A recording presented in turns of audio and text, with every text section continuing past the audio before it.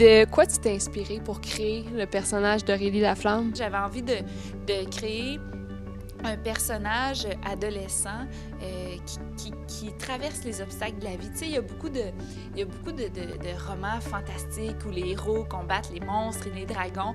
Puis je me suis demandé, c'est quoi les dragons et les monstres du quotidien?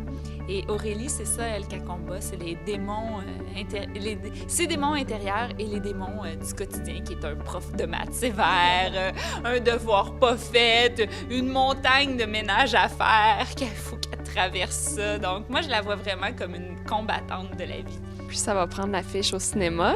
Comment te sens-tu? Bien, c'est très spécial de voir son imagination se matérialiser. C'est super excitant comme projet. J'ai vraiment travaillé fort. J'ai coécrit le scénario avec le réalisateur Christian Laurence et j'ai vraiment travaillé fort pour que ce que les lecteurs et lectrices connaissent, que ce soit respecté.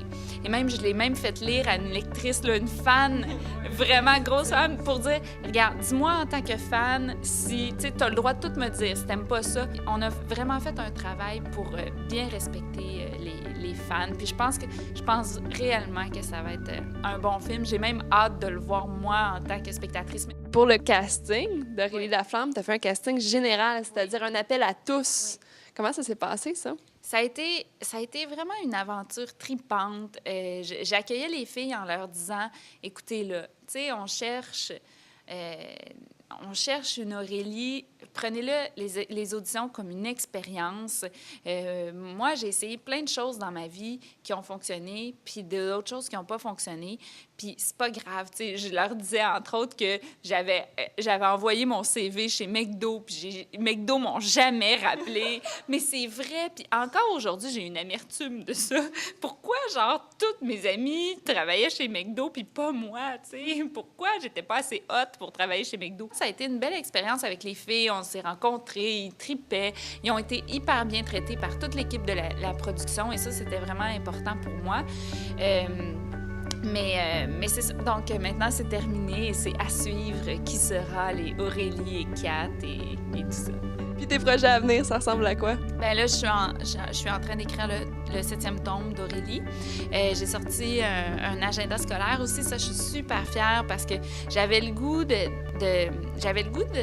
tu sais, on a parlé d'un agenda scolaire, tout ça, puis là, on s'est dit, tu sais, je me suis dit, je veux pas que ce soit juste un produit dérivé, faire payer les parents, tout ça.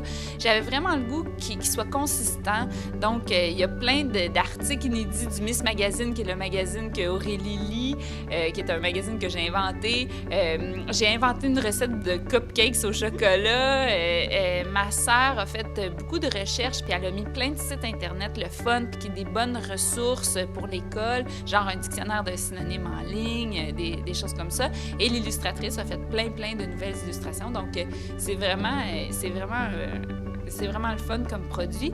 Puis c'est ça. J'ai écrit le 7e tome d'Aurélie. Puis là, ben, tu sais, je travaille un petit peu sur le film aussi. Je vais avoir un petit rôle dedans.